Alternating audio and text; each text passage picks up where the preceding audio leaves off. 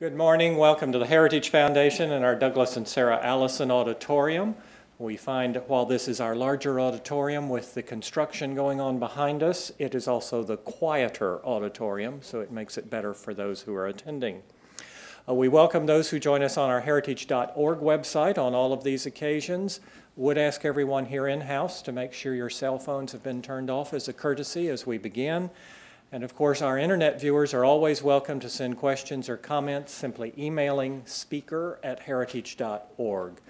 We will, of course, post this and the other sessions on human rights on our website following today and tomorrow's presentations for your future reference. Opening our program this morning and introducing our special guest is Walter Lohman. Mr. Lohman serves as Director of our Asian Studies Center. Please join me in welcoming him.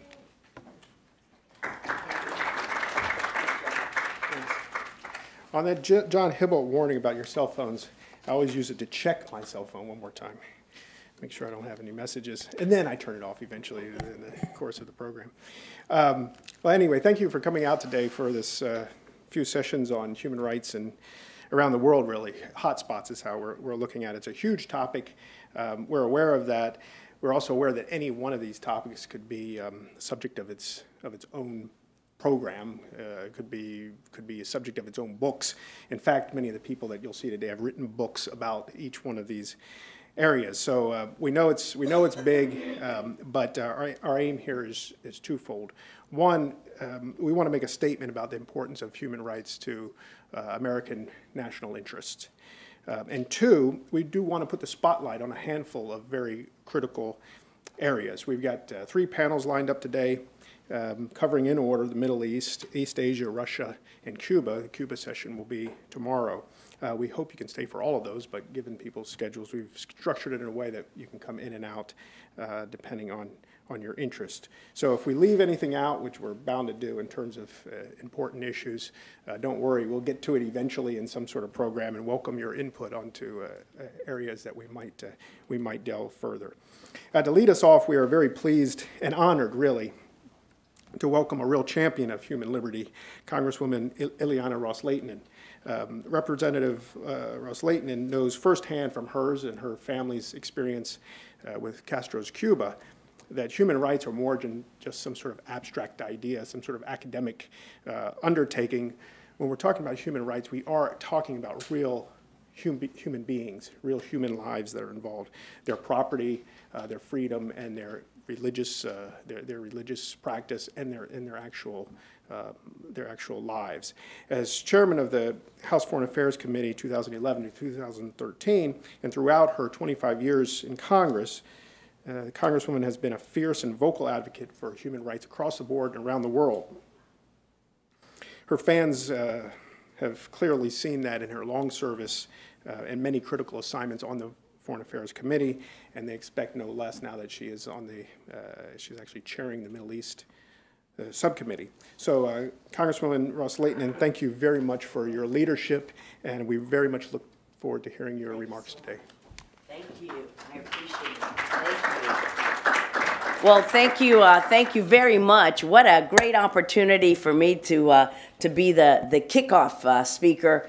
I thank the Heritage Foundation for your interest in this topic of human rights. We wish that more would be interested on the dire situation of human rights, not only in my native homeland of Cuba, but indeed throughout the world. Because so often when we talk about foreign policy today and all of the crises that are facing our nation abroad, the issue of human rights is either ignored, forgotten, or really put as a third and fourth tier kind of issue. Under this administration, this has certainly been true. Human rights have fallen so low on the priority list that they have been relegated to nothing more really than an afterthought. When we talk about Iran's nuclear program, the botched negotiations by our president and the Iranian regime's support for global terror, we talk about that and we're doing something about that, maybe not in a positive way, but what happens about the record high number of executions that have taken place under the so-called moderate Rouhani administration, persecution of religious minorities, homosexuals, political opposition leaders. We talk about the degree of support from Saudi Arabia for our fight against ISIL. And we talk about the kingdom's oil production and how this is going to impact gas prices here at home. Certainly important. But we don't talk much about the blogger who criticized the religious leaders in Saudi Arabia, that he got sentenced to 10 years in prison and 1,000 lashes. Sometimes it's used as late-night fodder for the comics to talk about this barbaric act. Instead, we complete multi-billion-dollar arms deals with the kingdom and disregard all of the human rights problems there. We just turn the other way. We don't shed enough light about the deteriorating human rights situation in other supposed ally countries either. For example, Turkey, where President Erdogan is moving the country further away from democracy, silencing the media, and just this week, as I'm sure that you've read a little bit about it, arrested a 16-year-old who was openly criticizing him, and arrested Miss Turkey for criticizing him online. Yet, this administration instead chooses to praise Turkey for being such a great NATO ally and cooperating with us against ISIL. For example, Qatar, another country which, aside from being a major financier and supporter of terror groups, including Hamas and ISIL, has essentially created an entire army of indentured servants to work on the World Cup infrastructure, and the conditions there are beyond unconscionable. So we have those examples: Saudi Arabia, Iran, Turkey, Qatar. But what do we do with Qatar about this all this army of slaves that they have?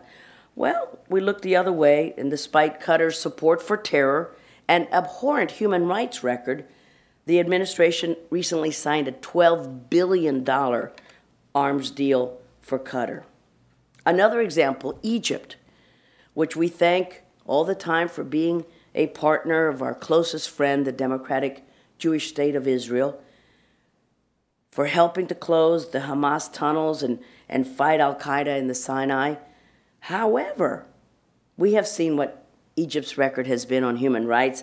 It's been in the middle of an unprecedented crackdown on civil society groups and NGOs. In fact, Egypt still refuses to pardon the 43 NGO workers, 17 of whom are United States citizens, that they were convicted in a sham trial last year. Yet the Egyptians still believe that the $1.3 billion that we provide to it each year, mostly in military aid, is an entitlement. And they've learned how to play us. As long as it keeps peace with Israel, we will sweep all of its transgressions under the rug. So all of those examples of how we say that things are going badly for human rights in these countries, yet our behavior says quite the other. We are rewarding all of those countries and looking the other way about their human rights records. This is no way to conduct our foreign policy. It is jeopardizing our credibility, our moral standing, and our national security. But perhaps the administration's most egregious failing is that we aren't talking or doing anything about the human rights situation in places like Cuba and Venezuela, right here in our own hemisphere, where the Obama administration's priorities and worldviews are so warped that our president is willing to ignore the brutal repression, all in a vain effort to make his mark on history. As a Cuban American, and I'm so glad that you pointed it out, who was forced to flee the repression in Havana with my family, the president's misguided changes to Cuba policy are particularly frustrating and very emotional for me. But these changes with regard to Cuba aren't just some kind of aberration for this administration. They're part of its overall philosophy. They're a pattern, and I've named all of those countries, but we've chosen to look the other way. It is a philosophy that it is willing to overlook human rights records violations and dismiss all the empirical data that we have in order to experiment with unproven notions of a new foreign policy doctrine. Well, this hasn't worked. Let's try this, as if all of these countries were scientific experiments. First, there's no evidence, zero evidence, that engagement with dictatorships has any positive impact whatsoever on their human rights practices. There's not been one evidence of that being true. And second, that United States foreign policy does not happen in a vacuum. The choices that we make have real, immediate, long-term consequences for the American people and indeed for the world. It is almost incomprehensible to think that a few United States officials would be willing to gamble on the lives of 11 million Cubans suffering under a repressive regime on the island, a regime that has made it quite clear that it will not change. After the December 17th announcement by President Obama, Raul Castro responded with his own announcement, where he put on his military garb and announced to all the citizens of Cuba, "Don't worry, we don't need to change." The real truth is that for more than 50 years, the Cuban regime has been able to trade with more than 190 countries around the world, other than the United States. Yet the Castros have not unclenched their iron grip on the island one bit. No positive change has happened from all of those countries, wheeling and dealing and traveling and doing everything with Cuba. Political dissidents are still being thrown in jail. They're still being tortured, even after the December 17th announcement. There are no independent political parties operating in Cuba. The only political party allowed to operate is the Communist Party. There are no elections. There's no free press, only state-controlled and state-operated press. There are no labor unions. There are no rights. Free and fair and transparent elections, oh my golly, that is but a distant dream. It remains nothing but a faraway dream for the Cuban people. And this deal does not bring them any closer to that dream. We have no conditions in this deal that Cuba has to change one bit. What is becoming increasingly clear, and in fact, I will guarantee you this today, is that the Obama administration is using this shift in Cuba policy as a test case for normalizing relations with Iran. Obama believes that if we go along with the Cuba shift, we will support opening relations with the terrorist regime in Tehran. By making a review of Cuba's state sponsor of terrorism designation part of the December 17th deal, President Obama is laying the groundwork for similar action with respect to Iran as part of a comprehensive nuclear agreement. But this betrays a fundamental understanding of American principles, of congressional intent, and the intricacies of our sanctions mechanisms. In fact, in Iran's case, the sanctions weren't designed just to stop and completely dismantle Iran's nuclear program. They were designed to also address Iran's ballistic missile program. And this administration is not talking about that at all. It was designed to address Iran's global support for terrorism, yet no attention is being paid to that. And it's atrocious human rights record. We're willing to look the other way. And there is a reason that we include human rights in the sanctions laws. That is the laws that we have in place, but ignored by this administration. And why do we have that? Because a nation's human rights record should be part of our foreign policy calculus, not simply swept under the rug for the sake of expediency or political considerations. As Americans who believe in universal human rights and the freedoms that many of us may take for granted every day, we have that luxury. It is our role to project a foreign policy that supports the oppressed and does what we can to assist in their time of need. We need an administration that takes this responsibility seriously, not one that makes deals with tyrants in the name of some kind of legacy. The United States, and indeed all who are struggling for human rights, deserve and should be getting and must be getting so much more. May that day come soon. Muchas gracias. I'd love your questions. Thank you. Thank you, thank you. Thank you, thank you. That was terrific. Let's go to questions right here. Gentleman with the beard. Thank you, sir. I'm sure you're used to being identified that way, the guy with the beard. I'm the guy with the beard, Gerald Chandler. I'd like you to comment or tie together your remarks right now with Speaker Boehner's invitation to Prime Minister Netanyahu. Is that something you support? And is that the way the Congress is going to try and carry out the program that you've more or less outlined to have a more realistic foreign policy? Thank you so much, guy with the beard. And I'm very pleased that just as Speaker Boehner invited President Obama to come to the People's House and speak to us in the State of the Union, because that is President Obama receives an invitation from the Speaker of the House. Those same people are aghast that Speaker Boehner would invite another leader, President Netanyahu, to come speak to us, but they say, well, that's breaking protocol. I think that what's important is to highlight to the world the other side of what is going on with Iran's nuclear program. We need to hear from those who are going to be impacted by this nuclear deal, and no one better than Prime Minister Netanyahu. Now, the date has not been fixed. I know that the press has put February 11th as the date, but I asked the Speaker about that. It might be moved for logistic reasons, but I agree that it's an important invitation. I agree with the Speaker in inviting the leader of the Israeli people, Netanyahu, to come address us, because Israel, as you know, has been targeted by Iran.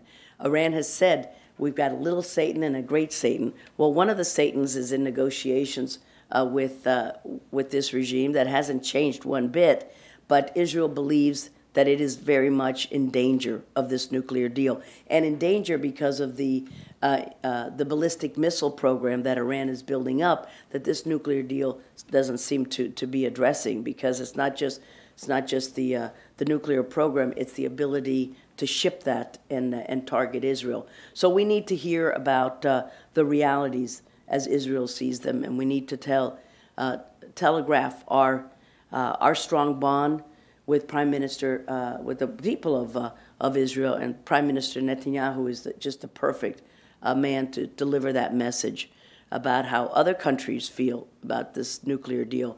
You know, we look at Israel being the one that's worried about a nuclear deal, but all of those countries are. And you know, they're going to have a nuclear program as well. Saudi Arabia is not going to stand there and have a nuclear Iran.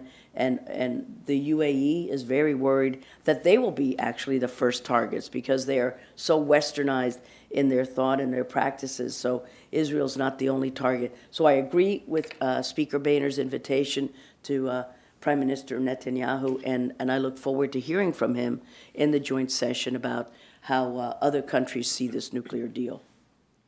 Thank you, guy with the beard.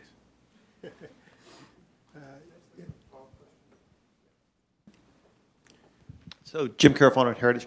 Just a quick follow-up question. So how do you think his address will affect the vote on a sanctions bill or other legislation that's going to go to Iran? Well, thank you. That's an excellent question. You know, the president was quite emphatic.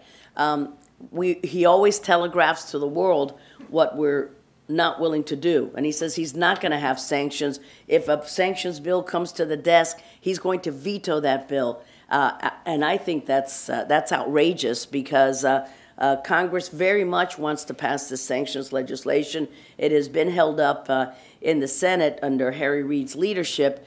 We don't know what's going to happen now under Senator McConnell's leadership, but the president has been quite emphatic and pedantic about that, because I think we should be allowed to vote. We should have an honest vote on the sanctions legislation. because all this time we have not held up Iran's nuclear program at all. They keep enriching, they keep their centrifuges spinning, and yet what we're saying to the world is, you go ahead and do all of that, and until we get a deal, we're going to make sure that we don't put any more sanctions on you. I think it's wrong-headed and it's dangerously reckless. So I think that it'll have a positive impact on ramping up enthusiasm for sanctions legislation. But I fear that every day we're wasting is one day closer to Iran being nuclear, having nuclear capacity, and it's just a matter. It used to be, how can we stop Iran from being nuclear capable? Now it's, how many centrifuges will Iran be allowed to have?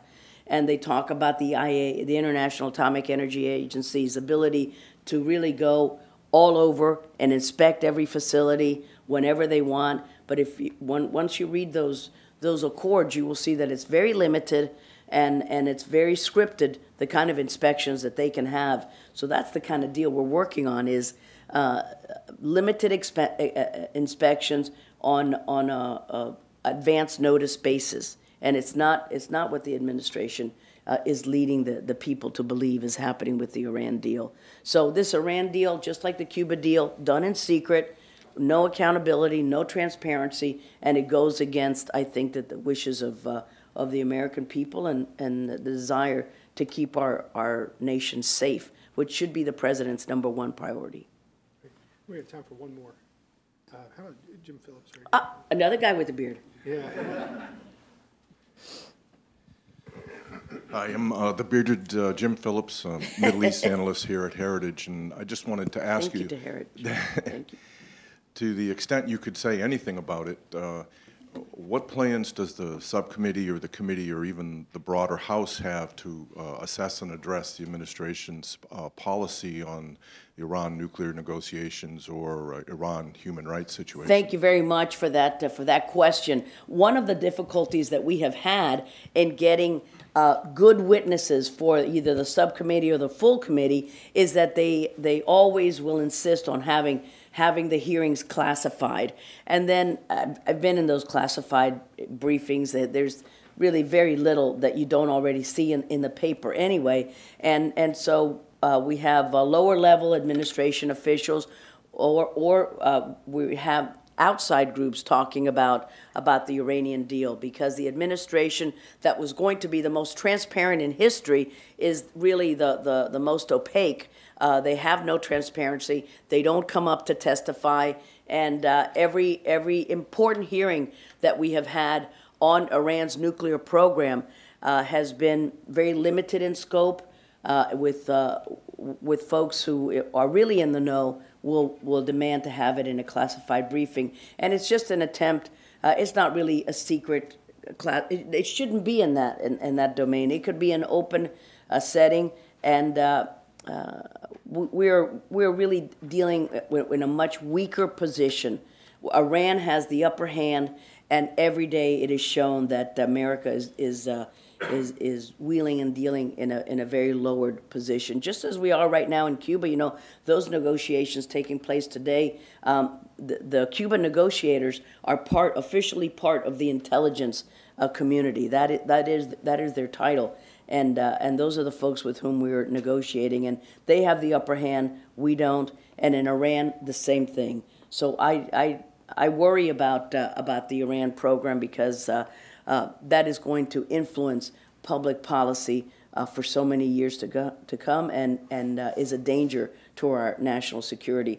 We will continue to have hearings, and we will continue to press the administration to come forward in an open setting. If it's such a good deal, make it public. If it's such a wonderful, tough deal, let the American people see it.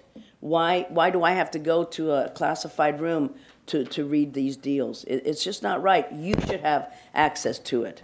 You, all of us. Muchas gracias. Thank you so much. Thanks to Heritage for this great invitation and for shining a light on human rights. Thank you. Thank you. I appreciate it. I was coughing. I don't want to get my germs on you. Thank you so much. Okay, okay, bearded Jim Phillips, if you and your guests would like to join us on stage, we'll continue our, quote, intimate discussion in this giant room. And focus now our first panel on the Middle East. It will be followed, of course, by our second one today on Asia, and then closing with Russia. Hosting our discussion here on the Middle East will be James Phillips, our Senior Research Fellow for Middle Eastern Affairs in the Douglas and Sarah Allison Center for Foreign and National Security Policy. He is a veteran foreign policy specialist. He has written on the Middle East and other issues in international terrorism since 1978. He is a former research fellow at the Congressional Research Service of the Library of Congress and a former joint doctoral research fellow at the East-West Center. Since 9/11, he has written extensively on the global war on terrorism and its implications for U.S. policy. Prior to that, he delved deeply into the Afghanistan situation, predicting several aspects that unfortunately came true regarding the Soviet occupation, the Soviet defeat, and America's failure to look at it more closely. He has also testified before Congress on Middle East security issues, including the Arab-Israeli conflict, Iranian nuclear issues, and Middle Eastern terrorism. James, I'll turn the program over to you. Thanks, John. Today we're going to be talking about two key countries in the Middle East and focusing on their human rights records. As you know, the Middle East today is one of the most rapidly changing and most unstable parts of the world. It contains many repressive regimes, radical Islamist totalitarian movements, raging conflicts, and other sectarian forces that all too often undermine human rights of the people that live in the Middle East. We're fortunate today to have with us two experts on the human rights situations within two of the biggest and most important countries in the Middle East, Iran and Egypt. Our first speaker is Rod Sanjabi. He's Executive Director of the Iran Human Rights Documentation Center, which is a nonprofit organization based in New Haven, Connecticut, founded in 2004 by a group of human rights scholars, activists, and historians. Its staff of human rights lawyers and researchers produce comprehensive and detailed reports on the human rights situation in Iran, and I think they're the most complete and the best detailed work I've seen. The IHRDC's goal is to encourage an informal dialogue among scholars and the general public in both Iran and abroad. Prior to his time with the IHRDC, Mr. Sanjabi worked on rule of law issues during postings in India and Cambodia and taught university courses on international relations and international trade with Russia. He was a recipient of the Robina Foundation Human Rights Fellowship at Yale Law School. Prior to that, as a legal analyst at IHRDC, he led field investigations in Europe, Canada, and Malaysia to collect documentation and interview survivors of ethnic and religious persecution perpetrated by the Iranian government, as well as other human rights abuses. Mr. Sanjabi completed his undergraduate studies at Yale with a focus on economic history in the modern Middle East, and he received his law degree from Washington University School of Law. He will speak on obstacles to the rule of law in Iran. And our second speaker is Samuel Tadros. He's a senior fellow at the Hudson Institute Center for Religious Freedom. He's a contributor to the Hoover Institution's Working Group on Islamism and the International Order. And previously, he was a professorial lecturer at the Paul H. Nitze School of Advanced International Studies, or SICE, at Johns Hopkins University. His current research focuses on Egyptian politics, Islamist movements, and the fate of religious minorities. He's the author of Motherland Lost, The Egyptian and Coptic Quest for Modernity, and most recently, the book Reflections on the Revolution in Egypt. Before joining Hudson in 2011, Sam was a senior partner at the Egyptian Union of Liberal Youth, an organization that aims to spread the ideas of classical liberalism in Egypt. He was born and raised in Egypt, received an MA in Democracy and Governance from Georgetown University, and a BA in Political Science from the American University in Cairo. And he's also studied Coptic at the Coptic Theological Seminary in Cairo, which I didn't realize. He's testified before Congress, and he's widely respected as an author and a talking head on television. You've probably seen him on Fox News, CNN, Al Jazeera, or Al Hurra. And with that, let me turn it over to Rod. Thank you, Mr. Phillips, and thank you all for inviting me. Since much was said about Iran a few minutes ago, I think it might be of some use to look at recent trends before discussing rule of law issues specifically. So all of the violence of the early revolution and the 1988 prison massacre shocks the conscience. In many details, the Islamic Republic's human rights record has resembled and grown out of that of the previous regime, the Pahlavi regime, especially in the detention, torture, and prosecution of political activists. Indeed, some laws remain the same, and some typos in prison regulations remain the same. But for the last decade, it's certainly clear that the IRI's human rights record it's contained some very alarming developments, and in the estimation of many, it's gotten progressively worse. The early days of the Ahmadinejad administration don't mark the beginning of this trend. Rather, it can be ascribed to the chain murders of the mid to late 90s and other arrests and reprisals that some argue constituted concerted attempts on the part of the state's security apparatus to weaken the reform movement and diminish Khatami's popularity with his core supporters. But many in Iran and the international community thought that Rouhani's election would signal a change in this trend and that it would signal improvements on matters affecting human rights, as occurred to a notable degree in the Khatami era. This was mistaken from the beginning. The presidency doesn't have the power to influence these policies. Rouhani knew that. Many people knew that. Most of the influence lies with the judiciary, the head of which is appointed by the supreme leader. This was never in doubt, and notwithstanding his promises in this regard, one key example of the emptiness of Rouhani's campaign promises was the promise to work to end the house arrest of the reformist candidates from 2009, Mir Hossein Mousavi and Mehdi Karoubi, along with the house arrest of Zahra Rahnavard, Mousavi's wife. These are people who have significant legitimacy with a large segment of the Iranian population, perhaps only because they symbolized an alternative to a man they ran against in 2009, who has been vilified in Iran as much as abroad, including by the conservative establishment. In fact, just yesterday, his vice president from his second term was sentenced to 5 years in prison for corruption. He was also the head of Ahmadinejad's anti-corruption agency.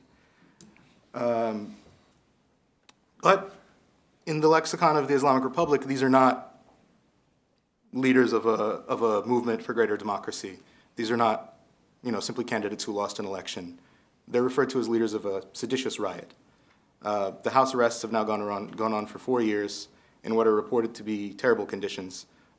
Indeed, despite the fact that Rouhani made these promises, a parliamentarian, actually a conservative parliamentarian, Ali Motahari, who recently called for the end of the house arrest and some form of justice, possibly trial, now faces the possibility of prosecution as a result of his call for an end to the house arrests, which Mousavi and Karoubi have welcomed. They've welcomed a trial. So Rouhani's promises were never going to spell significant change for the Iranian public. Indeed, they may have cultivated some reaction on the part of more conservative forces in the security services. Mr. Rouhani was also never of the reformist camp. He comes out of the IRI's national security establishment, and that was always clear. So why was there hope? We have to ask ourselves this question. It's a very important question. The electorate was hopeful, but it was a much curtailed hope from previous elections. A Rouhani voter in 2013 had much lower expectations than a Khatami voter in 97 or a Mousavi voter in 2009. Why? The electoral process in Iran should be taken into account. The Guardian Council has a competence vetting process and confirms candidates just weeks before an election, in the aim of preventing the emergence of problematic candidates for the regime. And criteria may change. It's a very subjective process. Sometimes reformists may receive a yes vote as Mohammad Reza Arif did in 2013, despite Rafsanjani's failure to receive confirmation as a presidential candidate. Especially when the regime feels under pressure domestically, it makes use of reformist politicians in this regard. But the combination of political and economic realities that have been facing Iranians over the last 5-6 years especially have lowered public expectations of what elections and of the candidates who win them can do. Violent reprisals and the cultivation of a security state atmosphere where even the most mild and well-intentioned dissent is seen as a threat to the very foundations of the system, which I'll talk about later, have tied in with daily economic hardships brought on by the government's mismanagement, but also unquestionably because of sanctions imposed by the West that make everyday life excruciatingly difficult for every Iranian, but especially also for working-class Iranians and middle-class Iranians. In a country where the middle class placed an emphasis on savings for many years, 30% savings rate, even at the height of inflation in 2012, was higher than most Western countries. The 20 to 25% inflation rate of recent years has destroyed middle-class savings, and in the meantime, chronic unemployment can't be addressed. Iran has a huge and highly educated youth population. It's been said many times, but it has no jobs to give them. So, as long as the middle class lives hand to mouth, its expectations will be low. Compared to the greater freedoms and odes to Islamic democracy during Khatami's first campaign, the demands of Rouhani were not very high. As such, whether or not it was intentional, state violence, incompetence, and intransigence have turned elections, imperfect as they may be, into a matter of survival for the Iranian public.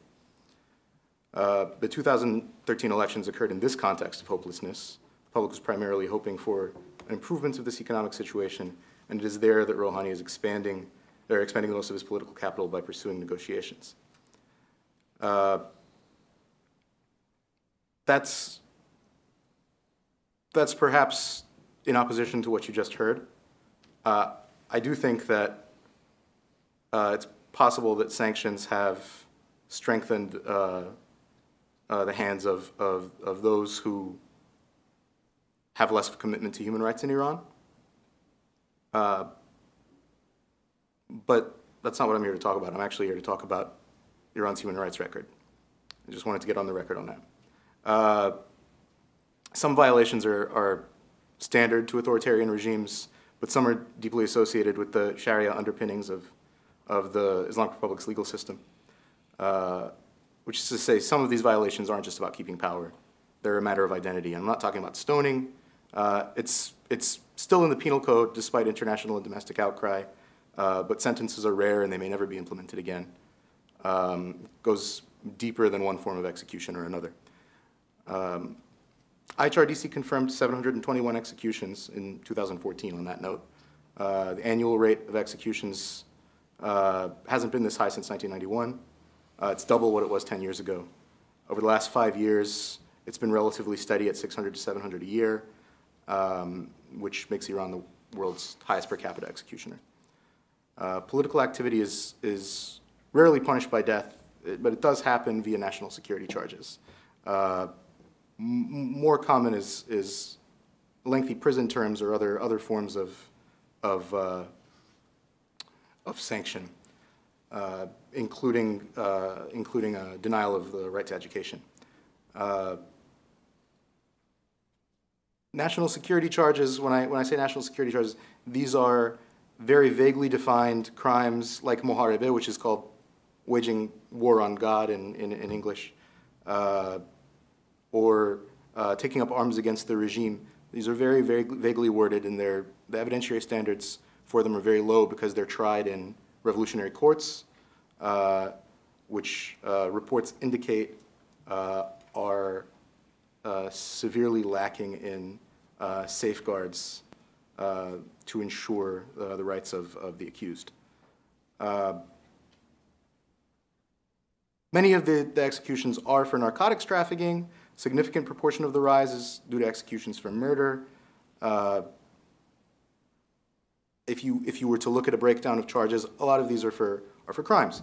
Narcotics trafficking, of course, has not been recognized by the international community as a most serious crime. The ICCPR, the International Covenant on Civil and Political Rights, has restricted the use of execution only to individuals who are convicted of having committed the most serious crimes.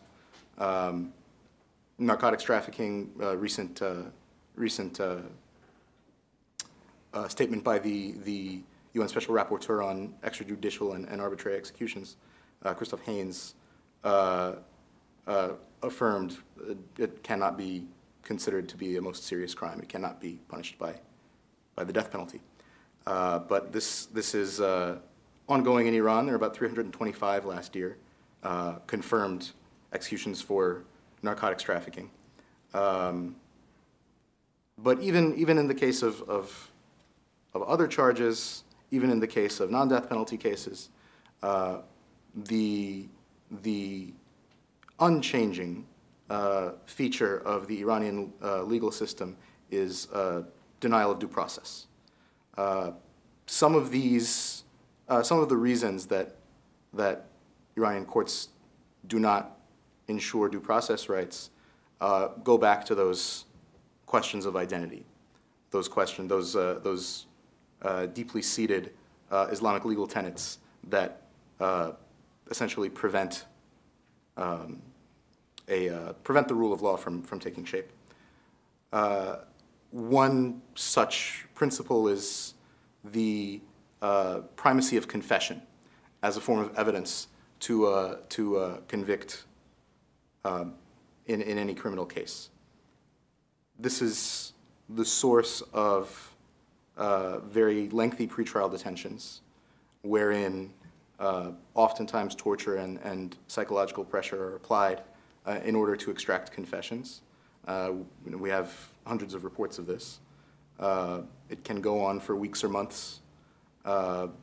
Currently, there are some very visible women's rights and student activists who are in this state.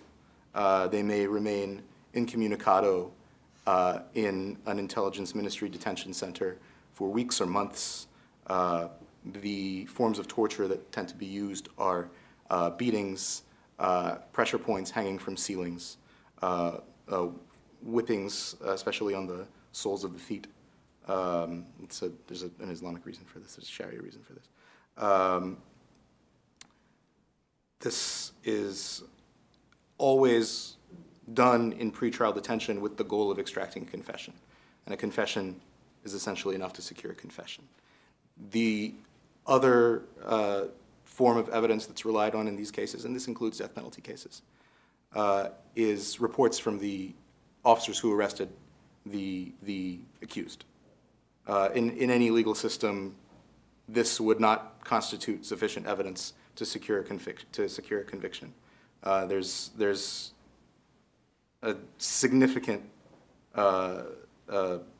problematic element to this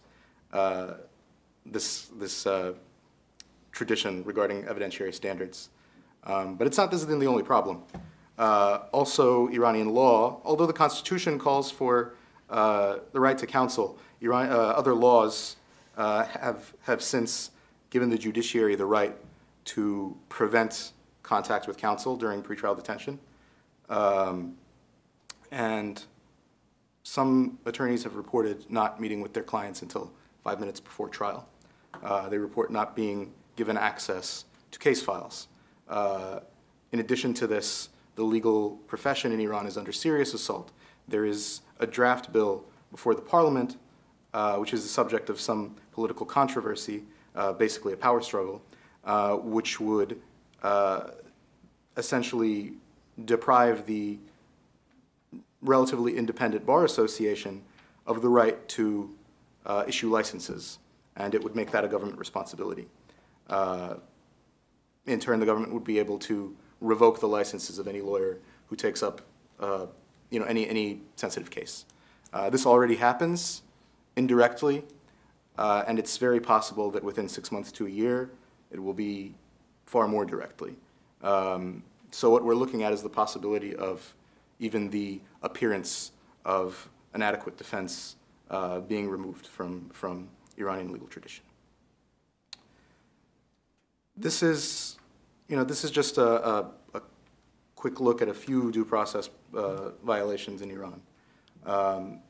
It's institutionalized and technically legal. This is the thing. We don't have what the human rights community calls enforced disappearances in any large number in Iran, because the government actually it uses the legal system in order to punish dissent, to punish speech. The punishment of unwanted speech usually takes the form of charges of dissemination of propaganda against the regime, taking actions against national security. Against these are those national security charges that are very vaguely worded in the country's penal code, and which can be proven very, very easily whether or not they're true. And these charges are used as circumstances dictate. As such, for anyone who's engaged in any form of political or civic activism in Iran, a sense of constant uncertainty it pervades every aspect of life. Anything that an individual does, from education to their profession to their family life, can suffer as a result of any form of activism. This has, to some degree, been successful. Civil society has been weakened significantly since 2009. And again, I reiterate that the economic situation is such that that is not going to change. That trend will continue. At the current time, there are some 1,000 prisoners of conscience. It's difficult to have an exact count because people are freed and arrested on a daily basis. Some of these prisoners include bloggers, student activists, women's rights activists, political and civic activists, Baha'is who are often imprisoned for simply trying to exercise the right to education, ethnic and religious minorities, and others, including lawyers of such individuals. So it is a legal system that cultivates arbitrariness through the primacy of confession and also through the parsing out of state responsibilities of sovereignty via an Islamic concept called mahdur ad-dam, which means essentially deserving of death.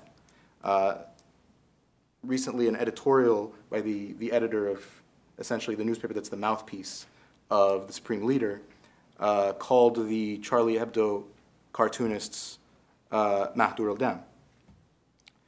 That's been disputed by many in Iran.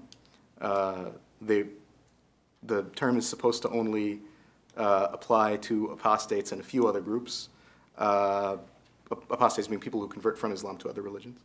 But the concept is problematic because it can actually be used as a defense in a murder case, whether or not there has ever been a conviction of any crime that would make someone mahdur ad-dam, deserving of death. So this is another example. The presence of national security charges, the practice of state-sponsored revenge. Several months ago, there was an execution of some 16 Baluch prisoners in southeastern Iran, and the local prosecutor announced that it was in revenge, it was in retribution for an attack on some Iranian border guards the previous night. There are numerous breaches of the principle of legality. Iranian law actually explicitly gives judges the right to rely on Islamic legal tenets that are not enshrined anywhere in Iranian law.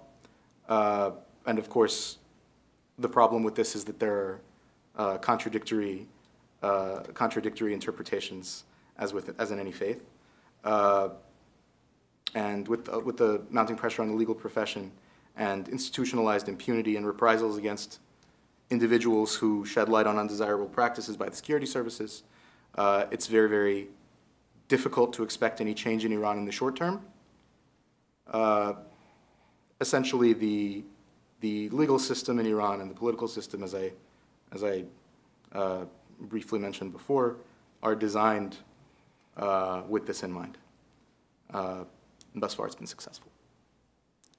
Thank you, and I look forward to your questions. Okay, Sam? Sure. Well, thank you for your invitation and for having me here at the Heritage Foundation. My remarks will be on the question of religious freedom in Egypt. I'd be happy, of course, to address the broader framework of human rights or the lack thereof in the Q&A session.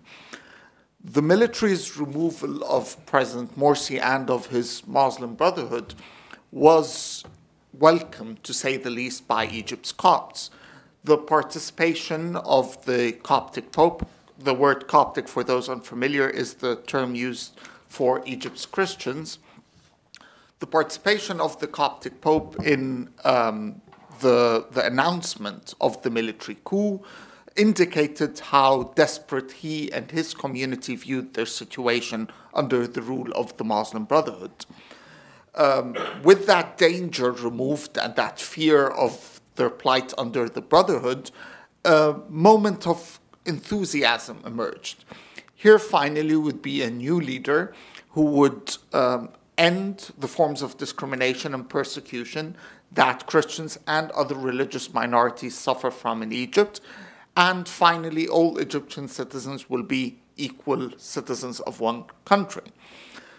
As those familiar with Egyptian history, moments of enthusiasm tend to end up as disappointments. Perhaps this one is no different. But before addressing the situation under the Sisi regime, perhaps it's important to shed light on what the plight or what the Coptic problem or the situation of religious freedom was in the previous regimes before he came. Under Mubarak, under President Hosni Mubarak, the patterns of discrimination and persecution were as follows. First was the question of building religious places of worship, churches.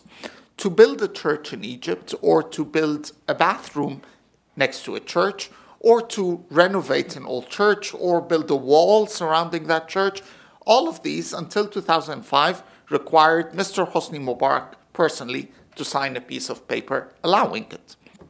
Imagine yourself, someone in one of Egypt's remote villages, and you need a bathroom inside your church building, and you actually need the president of Egypt to approve that.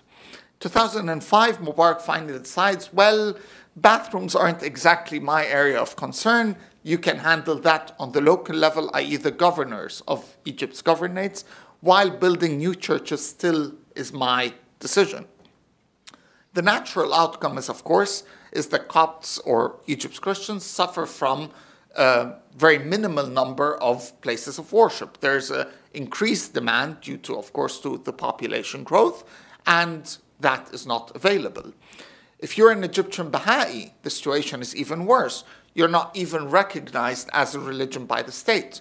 You're not only not allowed to have a place of worship, you don't exist in the first place. You can't have a national ID card that lists your religion. You can only be a Christian or Muslim or Jew in Egypt. Anything else does not exist in the eyes of the state. So you don't have national ID cards, and thus you probably can't get a job. You find problems in getting birth certificates. Your marriage is not legally recognized by the state. You can be arrested at any moment for not carrying a national ID card, all those problems. So that's the legal framework in which religious freedom operates. Below that legal framework is the question of the exclusion, governmental exclusion of religious minorities, and here we're mainly talking about Christians. There are now 12 Jews left in Egypt, as in the exact figure of 12.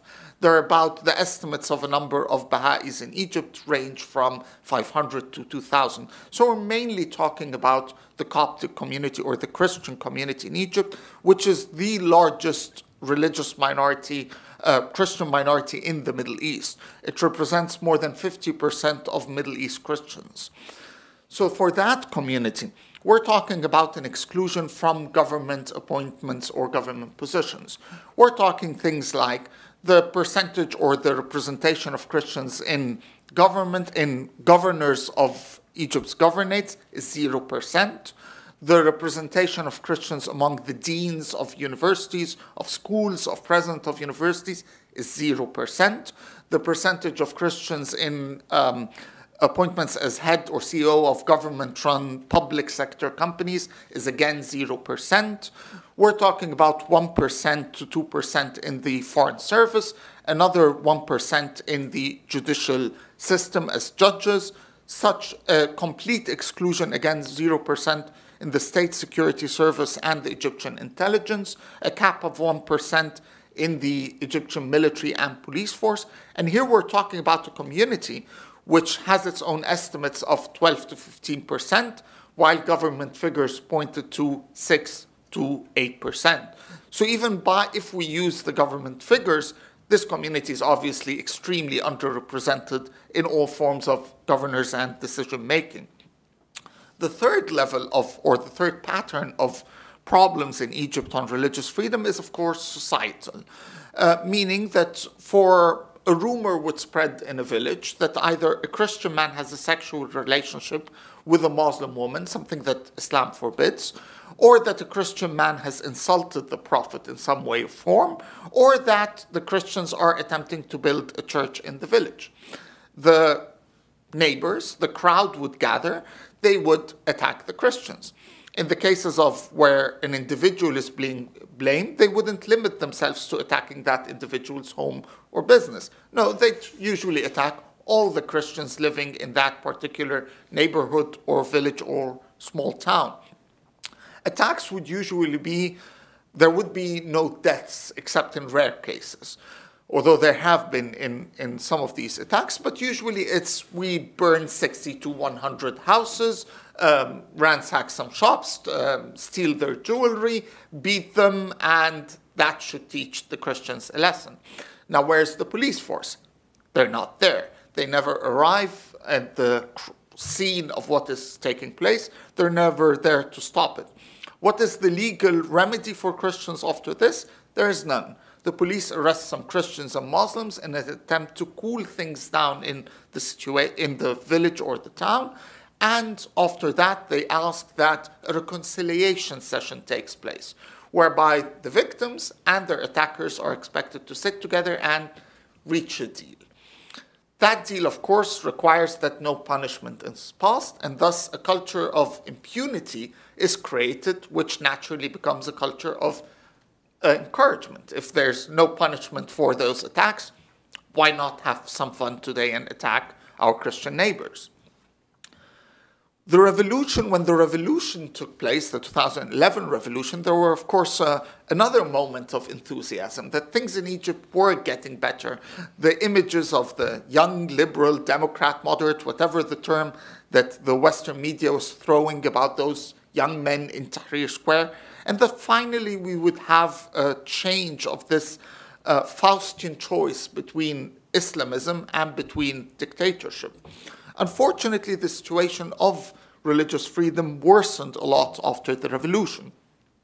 First, you had the complete security collapse, whereby the police force was destroyed to a large extent on the 28th of January during the revolution, and as a result, basic law and order in the remote villages, in towns, was broken. The result was that this encouraged Islamists to begin to implement their views on the ground. We're not only talking here about a constitution or the name of a president, but of local Islamists in villages that now see it as an opportunity, with the collapsed security and with the rise of their brethren to positions of power in the new Egypt, to implement their views of how Christians should behave in the local conditions that they are. We had a dramatic increase in the number of attacks on Christians. We also had the new phenomena of both kidnapping, where Christians became especially great targets for whether it's mobs or Islamist mobs that kidnap them and extort money for their return. And we've had the cases of blasphemy, where you get the accusations would be thrown out that someone has, in some form or shape, insulted the Prophet or Islam. The mob would again gather, burn the house, the guy would get arrested, and go to court. He would not be allowed in some cases to even have a lawyer because the mob gathers in front of the courthouse and says if anyone represents him, he will be killed. So we end up with people having their cases, getting 3 years in prison, 6 years in prison for posting a picture on Facebook that is deemed insultive, being tagged in a picture on Facebook, which, as you would know, does not actually require anything on your behalf. So such things as being tagged on a picture on Facebook would give you 6 years in prison in such a court case. Under President Morsi, this 1 year of the rule of the Muslim Brotherhood, this situation intensified. We've had an increase, again, in the number of attacks, an increase in the number of blasphemy cases being represented, and in the cases of attacks, we get the new phenomena of forced migrations, where basically the whole Christian community of a village or of a small town is asked to leave. So this happened 3 times in that period, where you had 60 families or so, in one case, being removed from an area or asked to leave that area. We've also had the constitution that the Islamists passed during the rule of Egypt, which dramatically put restrictions on religious freedom, created the clause in the Egyptian constitution, and enshrined the role of Sharia as a governing framework for the Egyptian constitution for both Christians and Muslims and others. You also had the dramatic attack in April 2013 on the very seat of Christianity in Egypt, St. Mark's Cathedral in Cairo, where for 6 to 8 hours you had the mob with assistance from the police force throwing stones, Molotov cocktails, shooting at the very center of Christianity in Egypt, and the state not doing anything to stop that. You had, in the last week before Morsi's removal, the Shia conference, as it is termed in Egypt, where President Morsi gathered his Islamist allies to rally their support against the Syrian regime of Bashar al-Assad, and the celebration or the rally became an opportunity for clerics to denounce the Shiites, curse them in all manners and forms. Naturally, 2 days later, it was Egyptian Shiites who paid the price, with 3 or 4 of them being killed in a village in Egypt by a mob in a brutal murder. So when President Sisi announced, or at that time General Sisi, announces the removal of Morsi, you can imagine the enthusiasm. Copts were, of course, extremely fearful under the Muslim Brotherhood's rule and by the state of lawlessness that was in Egypt before that, and naturally were voting with their feet, i.e. we had an unprecedented rise in the number of Coptic immigrants out to countries where they had historically went, the United States, Canada, Australia, and even to places where they were simply fleeing, although there was less opportunity there. Georgia in the former Soviet Union, for example. So you had that dramatic increase in immigration. You look around you in the Coptic churches here in America, you see 1,000 extra people joining one church, 2,000 in another. We're talking dramatic numbers here. So Sisi announces his removal of Morsi. 1.5 months later, you get the security crackdown on Morsi's supporter in their 2 camps that they had created in Cairo. And the natural result of that security crackdown, the next day, as news spread of that attack, you get the largest attack on Christians in Egypt since the 13th century, where you get basically over 50 to 80 churches and Christian-associated businesses burned and destroyed in that dramatic attack. President Sisi and the military, again at the time General Sisi, promised that these churches will be rebuilt by the Egyptian military as a sign of the unity of the Egyptian people. One church has been rebuilt to show people how nice everything is, but everything else remains the same. In some cases, there has been Christians were forced to pay for that, despite the claims of the military handling everything. And in many cases, the ruins remain the same, with nothing being done to change that. The return of, or the crackdown on the Muslim Brotherhood necessitated for the state a return of the state security in order to deal with the Islamists. And that meant a return to state security practices in dealing with Copts, i.e. the reconciliation sessions, the lack of security in doing everything. One telling example was in a village next to Luxor in the south of Egypt, where a mob basically gathered to kill the Christians. And in this case, they found 25 Christians in a home. Surrounding the home, they attempted to break in. The police finally arrives on the scene and negotiates with the mob. They would let the women and children out and leave the men to the mob. You can imagine, of course, the women falling on the ground, kissing the officers' feet. Please let our men out with us. They will be killed. He would have none of this. He takes the women and children out, and immediately afterwards, the 4 men inside are butchered. Now, Human Rights Watch asks the head of Egyptian security in the Luxor governorate what he thinks of his officers' conduct. Will there be an investigation or punishment? His reply, why? It is not the police's job to stop people from killing each other. Our job is to arrest them afterwards. That tells you something of the security's mindset and how it deals with such situations. We had an incident where a Coptic woman was kidnapped. Copts or it was claimed that she was kidnapped. You had Copts demonstrating. The result is a police crackdown that arrests the Copts. 500 plus arrested, tortured, beaten, for them to quieten. The police doesn't want any trouble.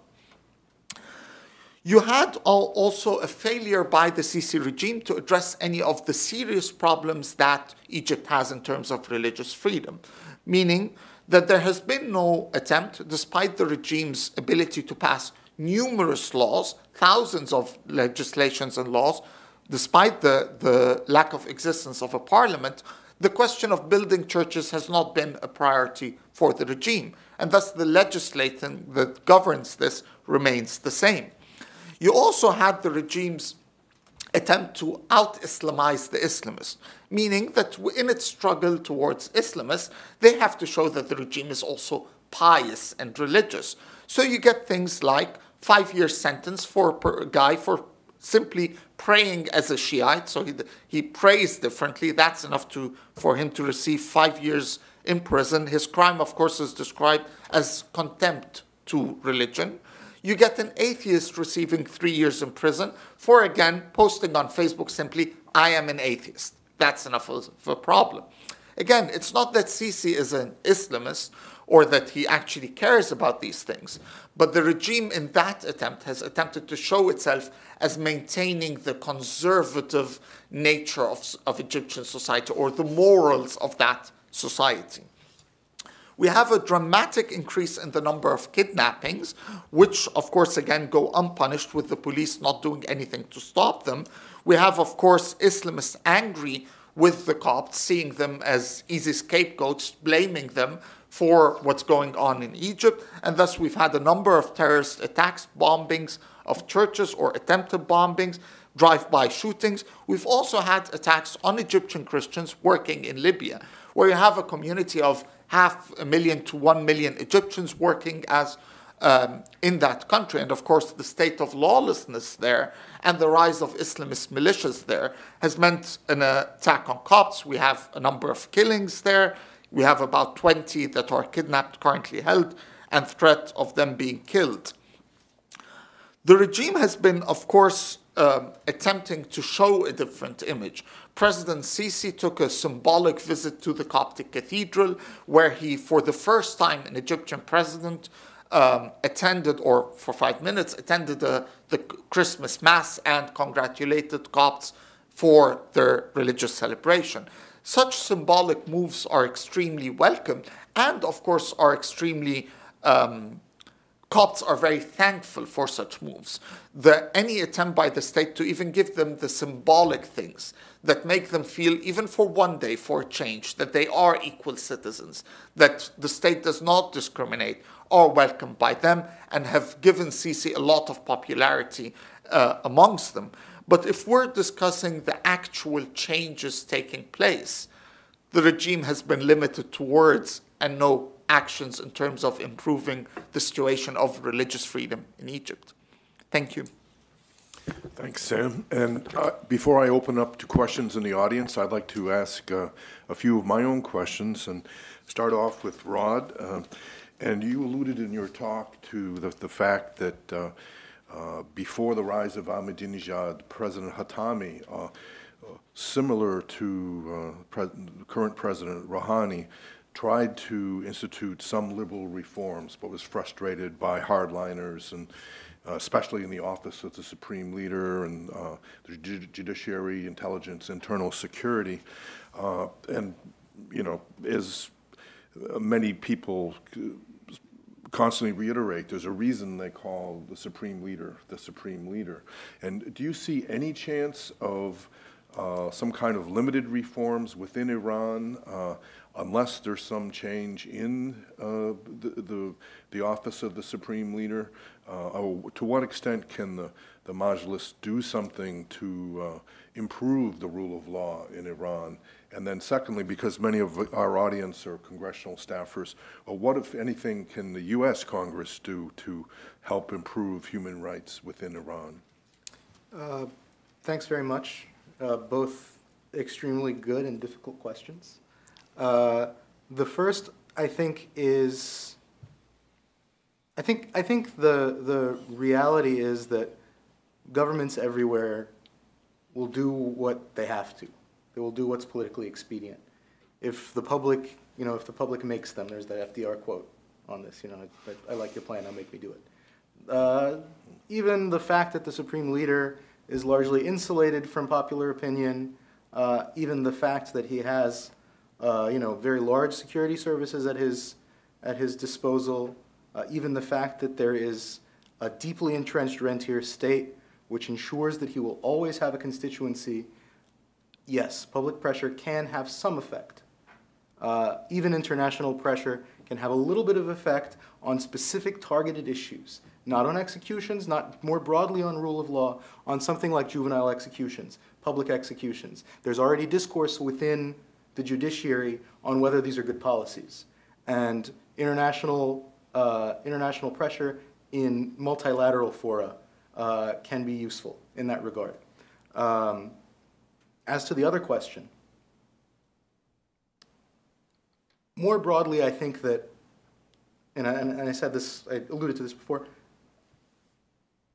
all of that pressure has to come from inside. There can be some small effort, some small effect from international efforts, but most of that pressure needs to come from inside. So my thinking is that Congress, the international community more broadly, can only create fertile ground for that. And my opinion, and in fact, this has been a matter of discourse in the political science community for some 60 years now, is that you need to have economic growth, you need to have some economic security in order for the middle class to be strong enough to advocate for change. Civil society in modern contexts always is primarily composed of people from the middle class. Right now they're living hand to mouth. And as long as they do that, as long as sanctions are in place, I don't think that you can expect any improvement in Iran. I think that, in fact, you should just look at who is opposed to sanctions in Iran to see what the likely effect will be. And it's hardliners. It's not reformists. So that's my thinking. Okay. And Sam, I know that the situation of Egypt's Copts remains very precarious, and there may have been symbolic changes under President Sisi. But I'm wondering about your assessment of his recent call for reform within Islam. I realize he's not a religious leader. He has limited influence on Egypt's Sunni leaders. But nonetheless, Do you see that as a step forward or as just purely window dressing? And then secondly, the same kind of question, what, if anything, can the U.S. Congress do to help the plight of religious minorities within Egypt? Sisi's speech, of course, has received some coverage in the United States, with many discussing his remarkable comments about the need for a religious revolution, about the texts that, not the Quran itself, but texts from centuries, as he's called them, and how they need to be changed, and we need to rethink the way we're addressing or the religious discourse. I don't think it's window dressing, but I don't think that it will have any meaningful effect. Meaning, I think he's very sincere. This was not a written speech. The actual text of the written speech didn't have any of this. He deviated for 3 minutes and basically spoke in colloquial Arabic, or colloquial Egyptian Arabic, his own feelings. So I think that's very much reflective of what he himself thinks. And after that, of course, he returned to the original text and continued with the speech. But he feels personally about it, and he's not alone. I think the experience of the Muslim Brotherhood rule in Egypt has made many Egyptians not only questioning the Brotherhood as an organization, but maybe even Islamism itself as a discourse. So there's certainly a segment of Egyptian society which today thinks that we don't need only to fight the Brotherhood or terrorists or any of these in terms of a crackdown or security mechanisms, but we also need an ideological fight against. So in that regard, I think he's very sincere, and that's what he thinks. On the other hand, I don't think it will have any meaningful effect, meaning, A, he doesn't have a plan. It's a few words he spoke spontaneously. 2, that there will be a lot of resistance from the official religious establishment. If we're just talking about a conference to declare, not in the name of Islam, Islam is a religion of peace and doesn't call for these things, then Al-Azhar is really, okay, then Al-Azhar is really happy to do that. But if we're talking about serious reforms, then I know there will be resentment from the official religious establishment, which shares many of these radical ideas as the terrorists. And Sisi needs the official religious establishment and also needs the radical Salafis in order to counter the Muslim Brotherhood and not portray himself as an enemy of Islam in general. Congress. I mean, Egypt receives $1.3 billion a year from the generosity of the American taxpayer. Now, of course, that's not because the US only wants Egypt to be a great country and get more money. There are actual national security questions on the table. The peace treaty with Israel, the security of the Suez Canal, 10% of world trade passes through that canal in Egypt's territory. There's Egypt as a stable country is in everyone's interest. No one wants a Somalia on the Nile or a Somalia next to Israel. So there are obviously other considerations besides human rights and religious freedom there. However, I still believe that the US has an ability to affect behavior if that behavior is targeted to specifics and not general meaningless terms. Tying money to question of improvements of religious freedom are simply meaningless. But targeting specifics, some of the US assistance is not only goes to the military, but is targeting economic assistance to the Egyptian economy. If that is distributed according to behavior, if a set of mechanisms is created where governorates that have better human rights records and religious freedom situation get the money, while governorates where the governor of that place is not interested. I think if we target local behavior, that has a much more likelihood of success and of actually improving the situation for the people on the ground than national slogans that will not result in anything in the end. Good point.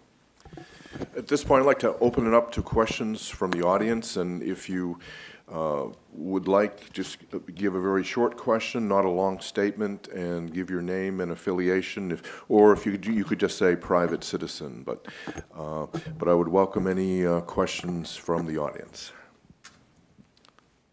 Oh, here we go. Hi, Walter Lohman, the Heritage Foundation. I wanted to follow up on Jim's question to Sam about President Sisi's speech. Given that he's somewhat of a flawed messenger, which you detailed, to what extent do you think we can hold up his example, sort of advertise his speech, get it out there? Is it of any use in that regard, or do those flaws disqualify him in the sort of broader debate between Islamism and liberal freedoms? The question would be, who are you trying to convince? I mean, are you trying to de-radicalize the terrorists? No one would actually listen to him. I mean, he unleashed and oversaw a violent crackdown that has left a lot to be desired in its respect to human rights. Whether one likes the Muslim Brotherhood or not, 1,000 of its supporters were murdered in one day in a camp in Cairo. So I don't think as a messenger he has a lot of credibility in any Islamist-leaning audience in that regard, even mild Islamists, if we want to use that term. Not the guys that carry the guns, but people who generally ascribe to those ideas. In terms of an audience that's against Islamism, I think outside of a minority who have a real commitment to democratic and liberal principles, generally people who are against the Islamist rule view him as a savior, as a hero, as Christ returned on earth, basically, as someone who's basically saved them from that fate that they would live under the Muslim Brotherhood. But then they already agree to that message, basically. They're already against the Islamists. So if you're trying to win people in the middle, or people that are somewhat Islamist-leaning and trying to change their minds, I don't think he's an adequate messenger for that. Yes, oh, it's a man with the beard. Man with the beard has the same name, Gerald Chandler. For Mr. Sanjabi, could you talk to us a bit about the Iranian people in general, not the leadership? You already mentioned that they're highly educated but can't get jobs.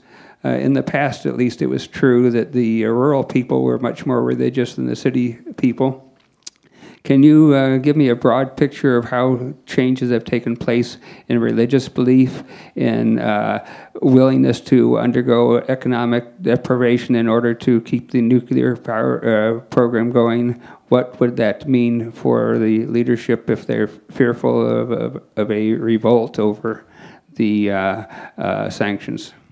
Okay. Your first question I got clear. I think I got the second one, but I may request clarification.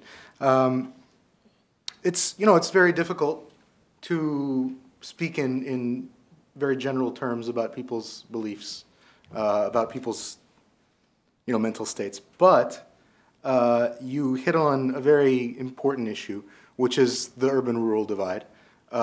You had a lot of migration from rural areas to the cities following what some call a failed land reform that did not go as planned in the 1960s, and in large part, that's why you had a very large religious population in the cities, especially in slums.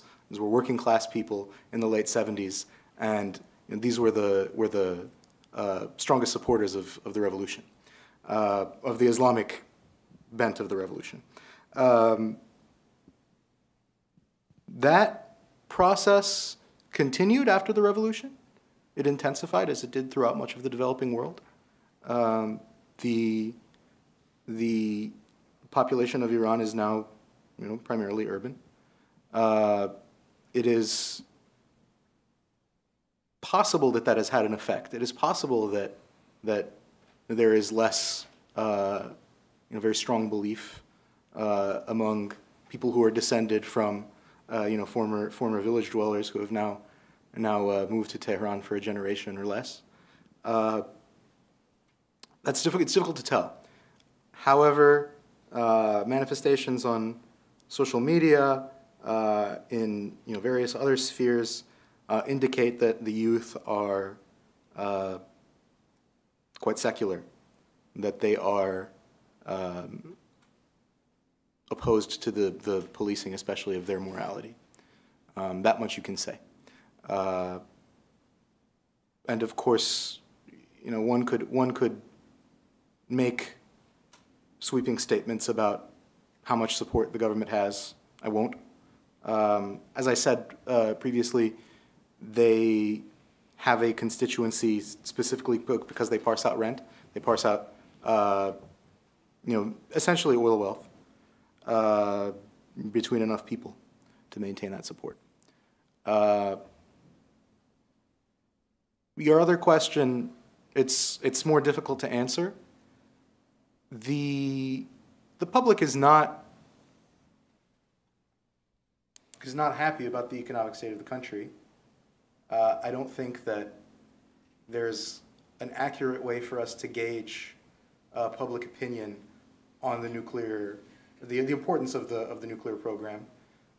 It is important to mention here that we are talking about a nuclear energy program, which essentially means capacity, right? It means you'll be a month or 2 months away. It depends on your enrichment capacity.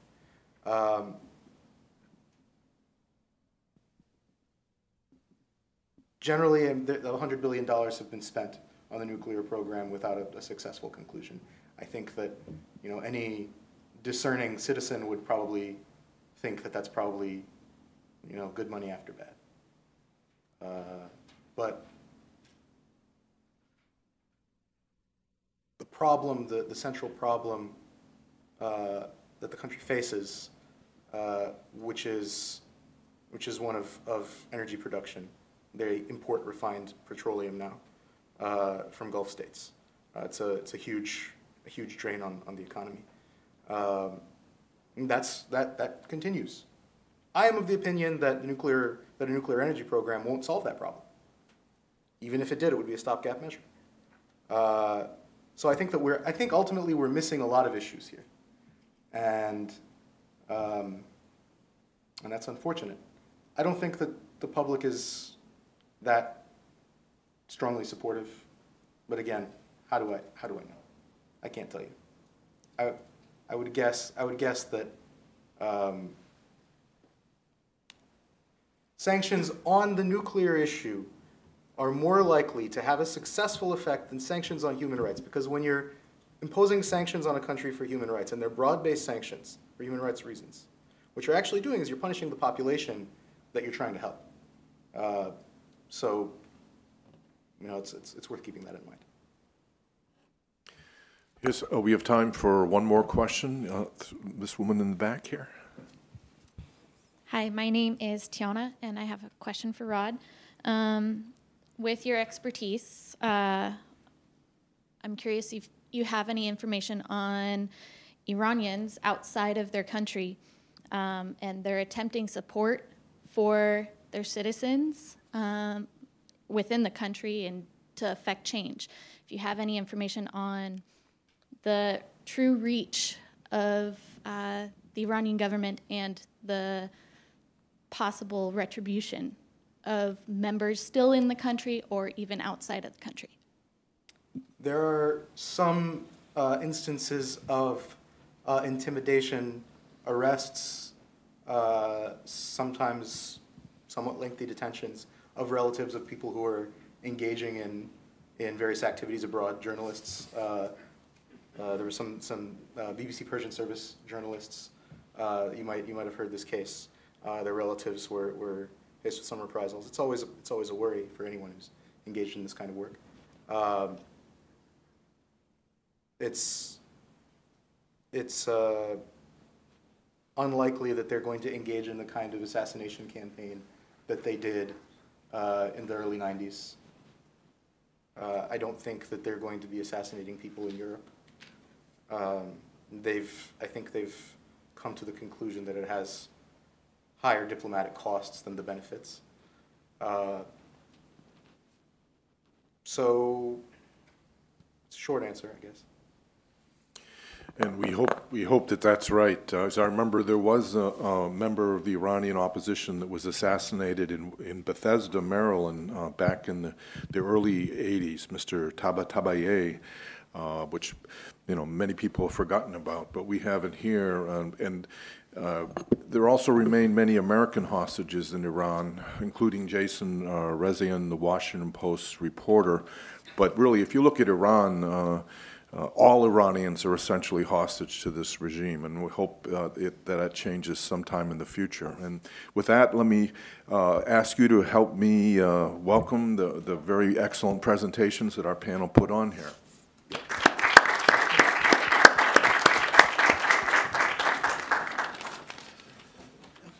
And I think we'll have a short break, and on the next panel we'll start, I think, in about 10 minutes.